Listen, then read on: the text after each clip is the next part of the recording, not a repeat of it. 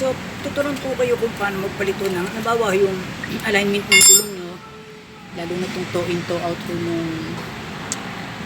gulong nyo ay tama na ho, ano, ayaw nyo mabago, tapos yung manibela nyo ay diretso na, para hindi naman bago ho yun. Ang gagawin nyo ng hoto ay luluwagan nyo ho ito, no? Luluwagan nyo siya. Pag niluwagan nyo siyang ganon, ang bawa lang ho, niluwagan nyo ng ganon, ano? Yan, ganyan, lumuwag na ho ng pagganon yung tornilyo. Pag maluwag na ho, ibalik nyo ho uli.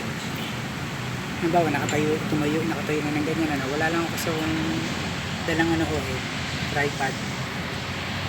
Yan, nakaganyan ho yan, ano? Para wag nyo ho masyadong, yun, wag nyo masyadong ilayo sa isa't isa to, no? Hanggat maaari, dikit nga lang ho eh. Ngayon, pagka maluwag na ho, pwede ho nyo siyang tanggalin, ha? Yan. Tanggalin nyo itong luma.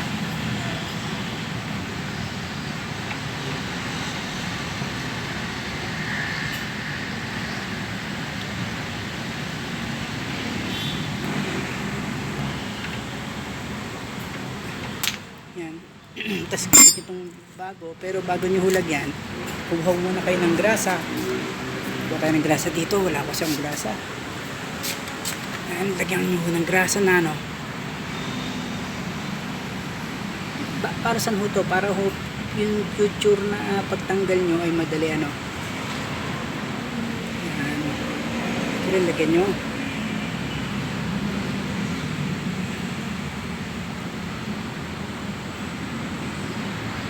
Ito.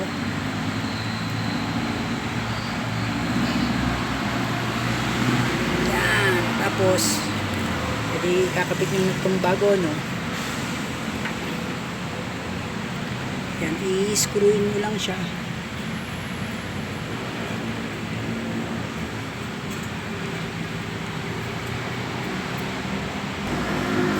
Yan, nakita nyo may space pa, no? Isagad nyo lang siya ng ganon. Yan. Yan. Ito naman ho kasi naiikot ho yan, no? So, ikot nyo ng ganon. Tapos nakita nyo itong slot na yan. Kuha ho kayo ng adjustable ho, ano? Kainin nyo ng kontrahin nyo ng adjustable yan, ano? Nasa shelf po kasi ako, nahiya akong kumilos ho dito. Tools ho nila to eh.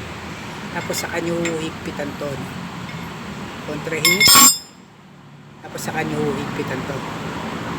Ano? Tapos yung ganun lang, para hindi mawala sa alignment ho yung ano nyo, no? Para hindi mawala sa alignment yung gulong.